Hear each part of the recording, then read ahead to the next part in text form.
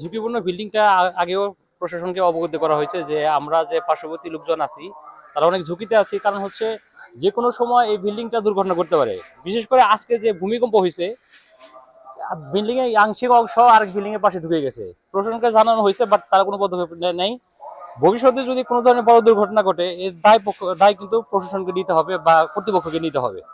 হচ্ছে এরকম দেখা গেল অতীতে যেভাবে বিল্ডিংটা হেলে পড়ছিল, এই আজকে যা দেখলাম কিংবা আমাদের সাথে আরো সবাই যারা আছে, তো এটা আংশিক কেন অনেকখানি এটার ভিতরে চলে গেছে। এতে আমরা যারা এখানে আসি নিজ দিয়ে হাট চলাফেরা করি, বোঝা যায় যে এটা ভেঙে যে কোনো সময় আমাদের উপরে আসবে। আজকে যেমন ভূমিকম্পের সময় আমি আমার বিল্ডিং এর কথা চিন্তা না করে চিন্তা করছি এইটা মনে হয় ভেঙে আমার উপরে চলে আসলো। মানুষ তার প্রাণের চিন্তা করে, কিন্তু আমি চিন্তা করছি এটা মনে হয় ভেঙে আরো 2-4 জনের উপরে পড়লো। এটাই হচ্ছে সবচেয়ে বড় কথা। আর এটা যদি কোনো কিছু হয়ে যায়, এটা নিতান্তই প্রশাসনকে দায়ী নিতে হবে। তাছাড়া আমরা কয়েকবার প্রশাসনকে জানানো হয়েছে, এটা অবশ্যই প্রশাসনের দায় নিতে হবে। যেটা যদি কিছু হয়ে যায়, একজন মানুষ মারা গেল সেটার জন্য কিংবা কোনো ক্ষতিগ্রস্ত হয়ে গেল সেটার জন্য আমাদের প্রশাসনের দায়ভার নিতে হবে, সম্পূর্ণভাবে নিতে হবে। কারণ আমরা কয়েকবার জানানো হয়েছে, এখান থেকে সিগনেচার করে দেওয়া হয়েছে, প্রায় অনেক মানুষের সিগনেচার সহিত আমরা এটা জমা দিছি যে এটা কি হয় না হয় সেটা আপনাদেরকে বলা হয়েছে, কিন্তু তারা কোনোভাবেই এটাতে পদক্ষেপ নিচ্ছে না। এটা আসলে খুব ভয়ঙ্কর অবস্থা। বর্তমানে এর আগে 12 মে 2024 সালে একটা হেলে পড়ছিল, তখন তদানীন্তন মানে সাবেক মেয়র আসছিলেন এবং টিউনের সাহেব আসছিলেন। তারপরে সেটা মানে এই এখানকার পাশের বাড়ির মালিক পক্ষ থেকে রফিকুল ইসলাম থানা তো একটা অ্যাপ্লিকেশন দেয় এবং টিউনের সাহেবের কাছে অ্যাপ্লিকেশন দেয় এবং পৌরসভাতে অ্যাপ্লিকেশন দেয়।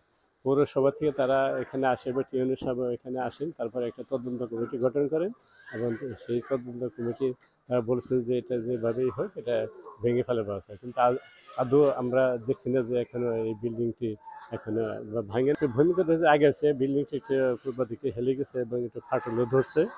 আজকে এই এলাকাবাসী বেশ ভয়ঙ্কর অবস্থায় আছে। মানে এটার ব্যাপারে মানে সবাই একটু মানে আছে, ভীত অবস্থায় আছে যে কোন সময় এটা। যারা পাশের বসবাসকারী রয়েছেন তারা রয়েছেন আতঙ্কে। আমি এখানকার একজন বাসিন্দার সাথে কথা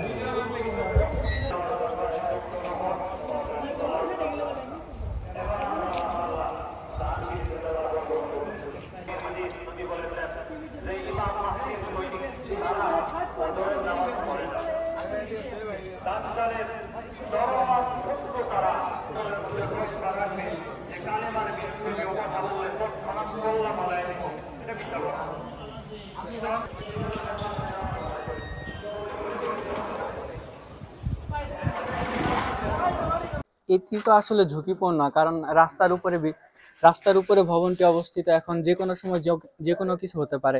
আজকের ভূমিকম্পে এটি পড়তে পারত। আশা করব প্রশাসন বা বাড়ির মালিক যথাযথ উদ্যোগ গ্রহণ করবেন।